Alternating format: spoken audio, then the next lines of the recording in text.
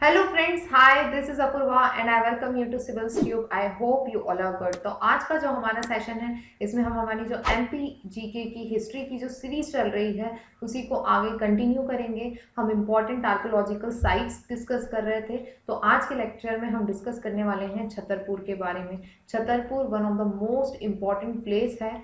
खजुराहो के जो important UNESCO world heritage temples जो हैं वो यहीं पे पढ़ते हैं, काफ़ी इंपॉर्टेंट साइट है। इसके अलावा हम डिस्कस करेंगे पन्ना के बारे में। इसके अलावा एक और इम्पॉर्टेंट इन्फॉर्मेशन है आप सबके लिए और गुड न्यूज़ भी है कि मैं अब अनअकैडमी पे पढ़ाने वाली हूँ। 12 फरवरी से मेरे लेक्चर्स आने वाले हैं। डेली मेरे 3 लेक्चर्स रहेंगे। पहला रहेगा डेली करंट अफेयर से रिलेटेड जो सुबह 7 बजे रहेगा। उसके बाद में जो सेकंड लेक्चर है वो रहेगा 11 बजे, जो कि रिलेटेड रहेगा एडिटोरियल डिस्कशन से। इसके अलावा एक लेक्चर रहेगा शाम को रोज 5 बजे। जो 5 बजे का लेक्चर होगा उसके अंदर हम डिस्कस करने वाले हैं कमीशंस के बारे में, जो इम्पोर्टेंट बॉडीज़ हैं, जो एमपी पॉइंट ऑफ व्यू से भी बहुत इंपॉर्टेंट है, न्यूली एडेड है, जो नया सिलेबस है उसके अंदर। तो वो भी हम सारी जो भी कमीशंस हैं, executive body, statutory body, constitutional bodies, उनको डिटेल में डिस्कस करेंगे। इसके अलावा जो हमारी एंशिएंट इंडियन हिस्ट्री की सीरीज चल रही है उसको मैं वहाँ पे पढ़ाऊँगी और लाइव क्लासेस रहेगी। तो आपको कोई भी डाउट होंगे तो आप वहीं पे मुझसे पूछ सकते हैं। तो आप यदि मुझसे जुड़ना चाहें, फॉलो करना चाहें, तो आप वहाँ पे मुझे फॉलो कर सकते हैं और वहाँ पे मेरे साथ पढ़ सकते हैं। ओके, तो let's start with our today's lecture. तो सबसे पहले हम डिस्कस करेंगे छतरपुर के बारे में। छतरपुर कब बना, कैसे बना, सबसे पहला क्वेश्चन ये। तो सबसे पहले हम देखते हैं कि जो छतरपुर है 1785 एडी में बना। जो राजा छत्रसाल थे उनके द्वारा इसको वो बनाया गया। जो छत्रसाल थे वो कौन थे? बुंदेलखंड के इंडिपेंडेंट किंग थे, फाउंडर थे इंडिपेंडेंट बुंदेलखंड के। इसके अलावा यहाँ पे इनकी सेनोटैफ है। सेनोटैफ हम ऑलरेडी डिस्कस कर चुके हैं। इनके लिए कुछ मेमोरियल बनाए गए हैं, यहाँ पे इनकी कुछ छतरियाँ बनाई गई है। ओके, छतरपुर में ऐसा कोई बहुत ज़्यादा इंपॉर्टेंट साइट्स नहीं है, एक दो ही इंपॉर्टेंट साइट्स हैं जो हम डिस्कस कर लेते हैं छतरपुर डिस्ट्रिक्ट में। सबसे पहले हम देखेंगे महाराजा छत्रसाल म्यूजियम। राजा छत्रसाल, छतरपुर से हमको समझ में आ रहा है, नाम ही उनके नाम पे पड़ा हुआ है। धुबेला नाम की प्लेस है छतरपुर में, वहाँ पे आपको इनका म्यूजियम देखने के लिए मिलेगा। छतरपुर सिटी से 17 किलोमीटर दूर है, ज़्यादा दूर भी नहीं है। ये जो प्लेस है ये यूनिक एग्जाम्पल है बुंदेला आर्किटेक्चर का। 18th सेंचुरी में बनवाया गया था। यहाँ पे महाराजा छत्रसाल रहते थे और अब इसे म्यूजियम में कन्वर्ट कर दिया गया है। तो एग्जाम में क्वेश्चन आ सकता है कि इसमें से कौन सा ऐसा पैलेस है जिसे म्यूजियम में कन्वर्ट किया गया है। तो उसका आंसर आएगा महाराजा छत्रसाल। ओके, पैलेस जिसको कन्वर्ट किया गया है म्यूजियम में। इसके अलावा जो सेकेंड इंपॉर्टेंट साइट हमको छतरपुर में देखने मिलती है वो है गुलगंज फोर्ट। ये जो गुलगंज फोर्ट है ये भी 18th सेंचुरी में बनवाया गया था। बुंदेला आर्किटेक्चर का ये एक फाइन एग्जाम्पल माना जाता है।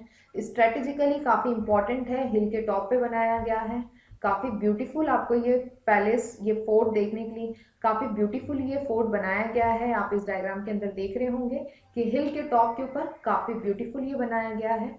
और ये जो फोर्ट है ये अपनी डिफेंस टोपोलॉजी के लिए जाना जाता है। काफ़ी स्ट्रैटेजिकली इस फोर्ट को बनाया गया है। एग्जाम में डायरेक्ट आ सकता है गुलगंज फोर्ट कहाँ पर है, तो उसका आंसर आएगा छतरपुर। अब हम डिस्कस करेंगे खजुराहो के बारे में। खजुराहो बहुत इंपॉर्टेंट है, एग्जाम पॉइंट ऑफ व्यू से बहुत क्वेश्चंस बनते हैं इस पर्टिकुलर टॉपिक से रिलेटेड। देखिए अब एग्जाम के अंदर बहुत डिटेल्ड पूछा जाने लगा है, स्पेसिफिकली जो आर्ट एंड आर्कियोलॉजिकल साइट्स हैं उससे रिलेटेड और हिस्ट्री से रिलेटेड। तो ऐसा नहीं है कि आपने कोई भी चीज़ को ब्रीफली पढ़ लिया और आप इजली आंसर्स को करेक्ट कर दें। यदि आपने ब्रीफली पढ़ा है, आपने डिटेलिंग में नहीं पढ़ा है, तो मे भी ऐसा हो सकता है कि आप ना कर पाए। क्योंकि अब एग्जाम में ये ज़रूरी नहीं है ये क्वेश्चन पूछा जाए कि विश्वनाथ टेम्पल कहाँ है। ये पूछा जा सकता है कि वो टेम्पल बनवाया किसने है। ये पूछा नहीं जाएगा कि कंदारिया महादेव टेम्पल कहाँ पे है, वो तो सबको पता होता है छतरपुर में। ये पूछा जा सकता है कि किसके टाइम पे बनवाया गया या कौन से चंदेल किंग ने बनवाया। ओके, तो अब क्वेश्चंस थोड़े टफ बनने लगे हैं, तो हमको थोड़ा सा डिटेल में पढ़ना चीज़ों को ज़रूरी है। तो यदि हम खजुराहो की बात करते हैं तो खजुराहो के बारे में हमने तब चंदेल डायनेस्टी में पढ़ा था, तब भी हमने खजुराहो डिस्कस करा था। खजुराहो से ही इनका रूल स्टार्ट हुआ था और धीरे धीरे बुंदेलखंड के रीजन में इनका रूल एक्सटेंड होता चला गया और बाद में इन्हें अपनी कैपिटल शिफ्ट करी Mahoba. Okay, but initial phase में इनकी कैपिटल थी खजुराहो, इसलिए काफ़ी इंपॉर्टेंट है। 9th सेंचुरी एडी से यहाँ पे इनका रूल रहा है। जो चंदेल्स थे वो पहले वासुस थे, फ्यूडेटरीज थे गुर्जर प्रतिहार के। उसके बाद में जो किंग धांग थे, धांग देव जिन्हें कहा जाता है, इस डायनेस्टी के इंपॉर्टेंट किंग थे जिनका रूल स्टार्ट हुआ था 950 एडी में और उन्हीं ने अपने आप को इंडिपेंडेंट रूलर डिक्लेयर किया था खजुराहो का। इसी रीजन से उनका रूल स्टार्ट हुआ था और काफ़ी सारे important monuments, important temples Khajuraho के अंदर बनवाए गए, स्पेशली टेम्पल्स बनवाए गए, काफ़ी इंपॉर्टेंट है। खजुराहो चंदेल रूल के बाद धीरे धीरे डिक्लाइन होने लगा और एक छोटे से विलेज में कन्वर्ट होकर रह गया, क्योंकि जो चंदेल्स की जो एक्टिविटीज़ थी वो धीरे धीरे कहाँ पहुँच गई, महोबा, कलिंजर और अजयगढ़। अजयगढ़ जो है ये पन्ना में है, कलिंजर यूपी में पड़ता है और ये महोबा जो प्लेस है ये भी यूपी में आती है। यदि हम खजुराहो की बात करें तो ये important UNESCO world heritage site है। ये जो साइट है ये अपने इरोटिक स्ट्रक्चर्स के लिए काफ़ी फेमस है, बट यदि हम ओवरऑल साइट की बात करें तो जितनी भी चीज़ें यहाँ पे डिपिक्ट की गई हैं, बनाई गई हैं, जितने भी स्कल्पचर्स हैं, उसका मात्र 10% ही ये इरोटिक स्कल्पचर्स हैं। नेक्स्ट चीज़ हमारे माइंड में आती है कि कौन से रिलीजन से रिलेटेड टेम्पल्स है, बुद्धिस्ट है, हिंदू है, जैन है, तो यहाँ पे आपको हिंदू और जैन रिलीजन से रिलेटेड टेम्पल्स देखने मिलेंगे। ओरिजिनली 85 टेम्पल्स थे, जिसमें से अभी सिर्फ मात्र आपको 20 टेम्पल्स देखने के लिए मिलते हैं। बाकी मोस्ट ऑफ द जो टेम्पल्स हैं, मुस्लिम इन्वेडर्स आए, बहुत सारे दूसरे इन्वेडर्स आए, उन्होंने डिस्ट्रॉय कर दिए।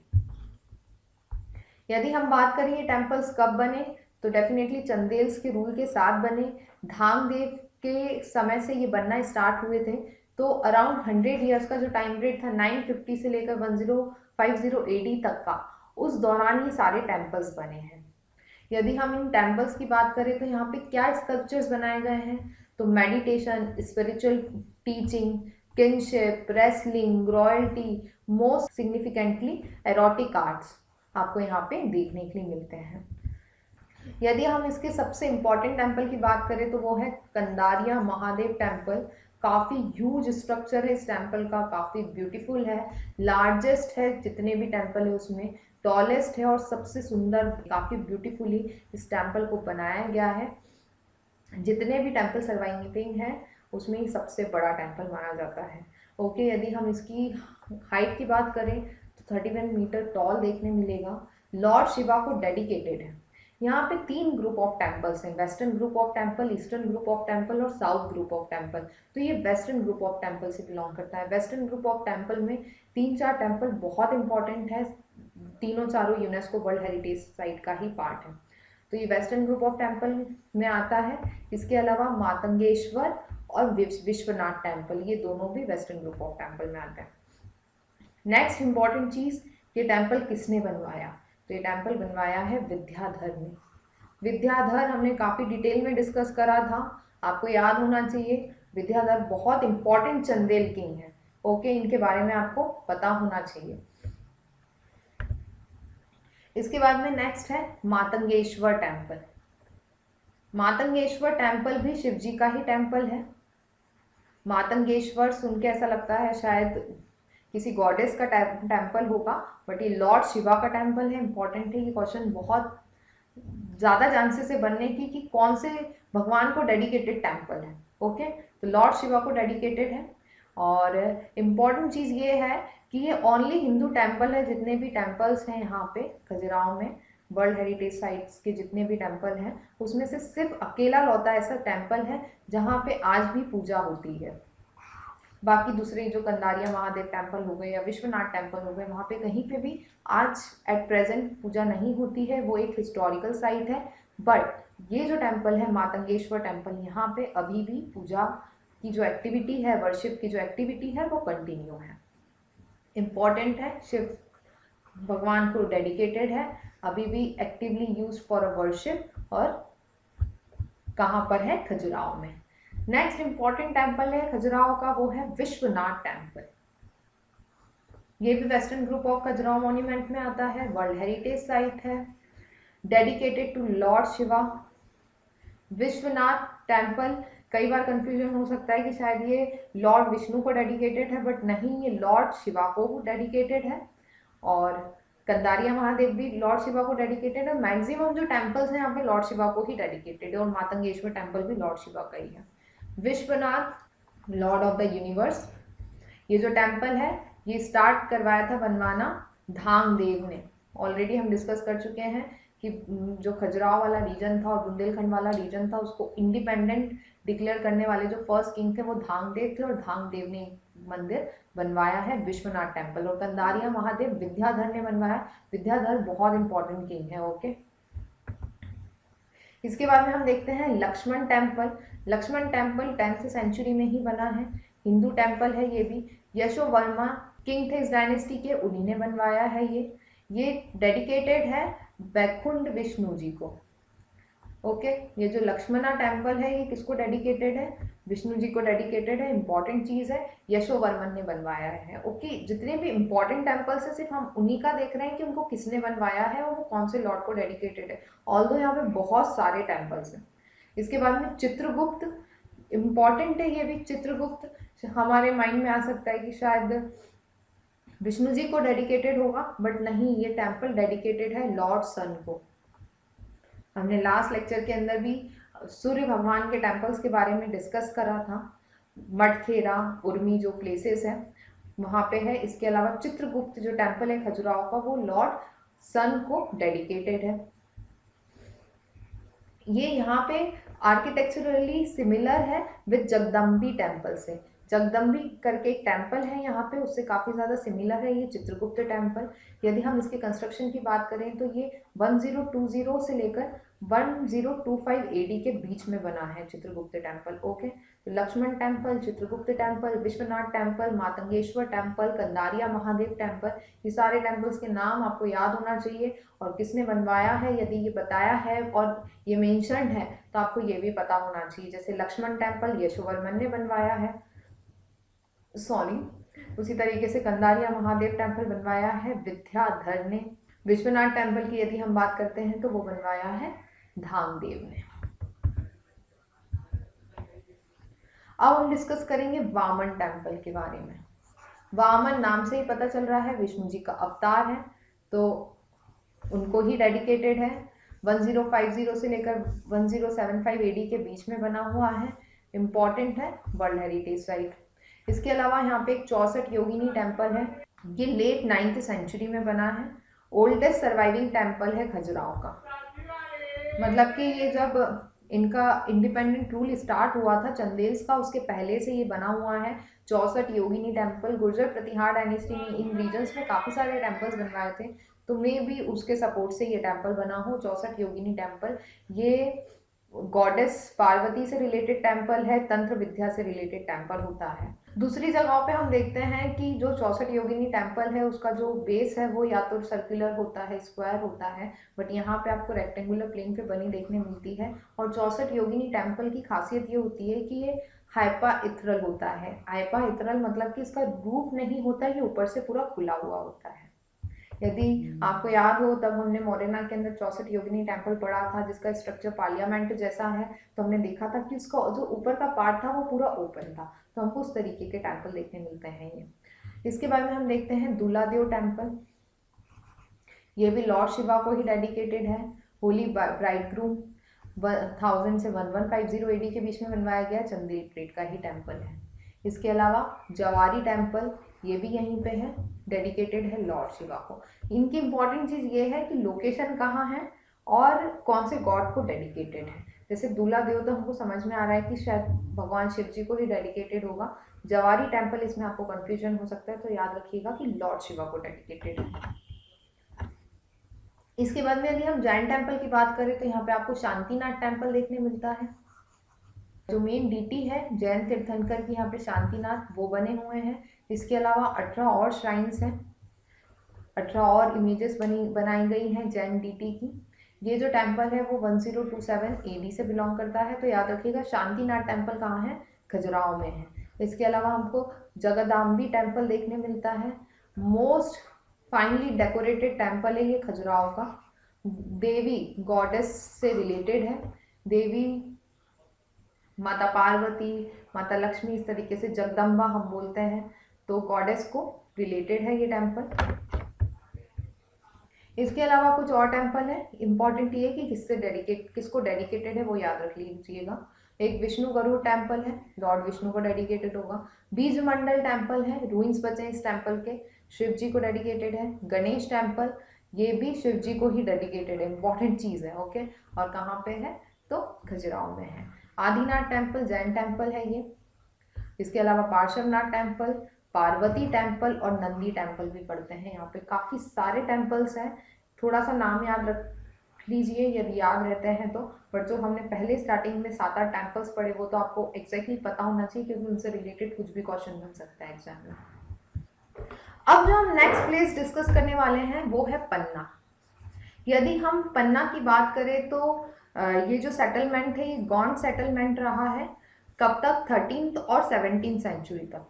यदि हम बात करें तो जो हमको यहाँ पे एविडेंसेस मिलते हैं उससे हमको पता चलता है कि शायद 13th-17th सेंचुरी तक यहाँ पे गॉन्ड्स का सेटलमेंट रहा है।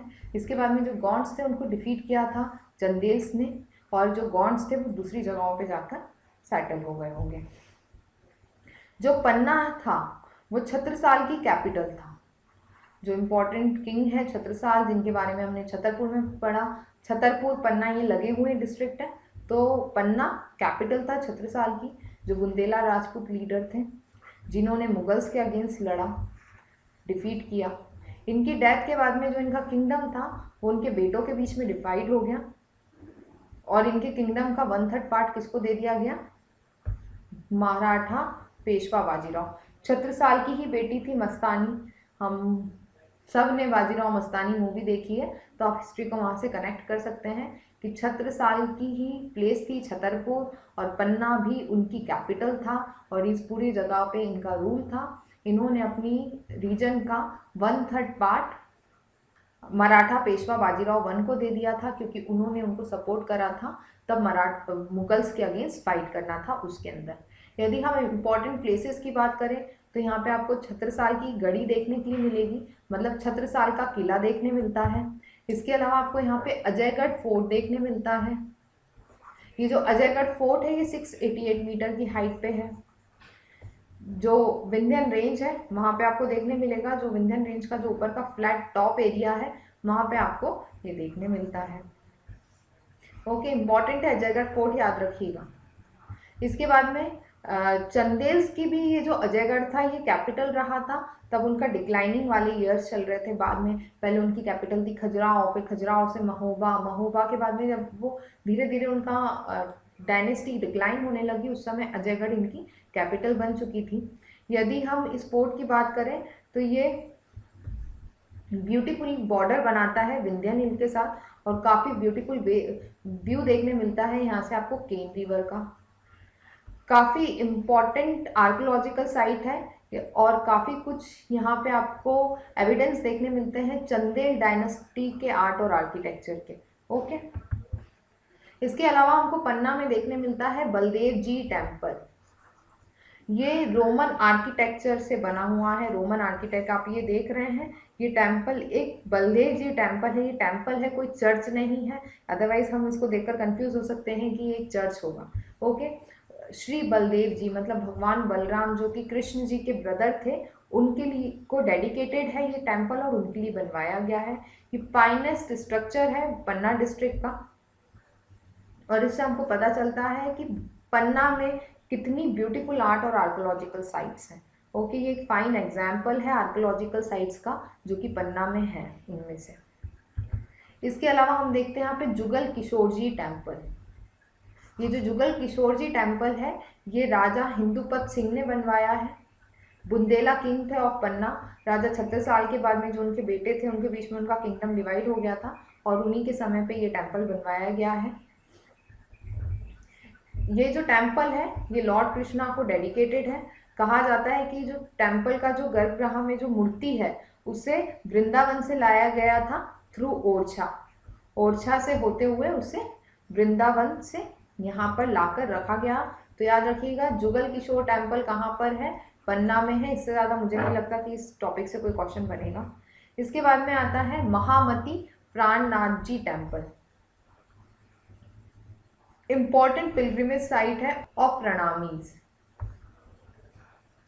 शरद पूर्णिमा के दिन यहाँ पे काफ़ी सारे लोग दर्शन करने आते हैं। एक मॉन्क थे महामती प्राणनाथ जी, वो यहाँ पर 11 ईयर्स तक के लिए रहे। उसके बाद में यहीं पे उन्होंने समाधि ले ली और ये उनका टेम्पल है। इसका जो स्ट्रक्चर है वो इन्फ्लुएंस हुआ है मुस्लिम और हिंदू आर्किटेक्चर से। तो अलग तरीके का स्ट्रक्चर है इसका, और इसके अंदर काफ़ी सारे डोम्स भी हैं, लोटस भी बने हुए हैं। तो काफ़ी अलग सा स्ट्रक्चर दिख रहा है। कुछ हम ऐसे देखें तो हमको गुरुद्वारे जैसा दिखेगा। तो याद रखिएगा कि महामती प्राणनाथ जी जो टेम्पल है वो भी पन्ना में ही है। तो ये साइट्स थी जो कि पन्ना से बिलोंग करती है और एग्जाम पॉइंट ऑफ व्यू से इंपॉर्टेंट है। क्वेश्चंस मैक्सिमम ये आने के बन सकते हैं कि इसमें से कौन सा टेम्पल पन्ना में है या नहीं है, या ये जो प्राणनाथ जी जो टेम्पल है वो 4 प्लेसेस के नाम होंगे तो पता होना चाहिए आपको। अजयगढ़ फोर्ट काफ़ी इंपॉर्टेंट है यहाँ पे। ओके, तो ये सारी चीज़ें इंपॉर्टेंट है एग्जाम पॉइंट ऑफ व्यू से और इसलिए हमने इनको डिटेल में डिस्कस करी है। खजुराहो बहुत इंपॉर्टेंट है, एक एक चीज़ उससे रिलेटेड आपको याद होनी चाहिए, और ये लेक्चर के अंदर हमने मैक्सिमम खजुराहो की ही प्लेसेस पढ़ी हैं। अब जो हमारा नेक्स्ट लेक्चर होगा इस सीरीज़ के अंदर, उसमें हम आगे सतना, रीवा, दमोह ये डिस्ट्रिक्ट्स को कवर करेंगे। ईस्टर्न एमपी में जो ऊपर की तरफ जो डिस्ट्रिक्ट्स हैं उसी को आगे कवर करेंगे। सॉरी, दमोह हमारा हो चुका है, तो हम सतना कवर करेंगे। रीवा, सीधी, सिंगरौली वाला जो डिस्ट्रिक्ट्स है उसको आगे कवर कर लेंगे हम इस लेक्चर में। तो आज के लिए बस इतना ही। Thank you for watching this session. यदि आपको हमारे लेक्चर्स अच्छे लग रहे हैं तो प्लीज़ लाइक करें, सब्सक्राइब करें, ज़्यादा से ज़्यादा शेयर करें ताकि मैं और ज़्यादा मोटिवेट होकर इस तरीके के लेक्चर्स बना पाऊँ। Thank you.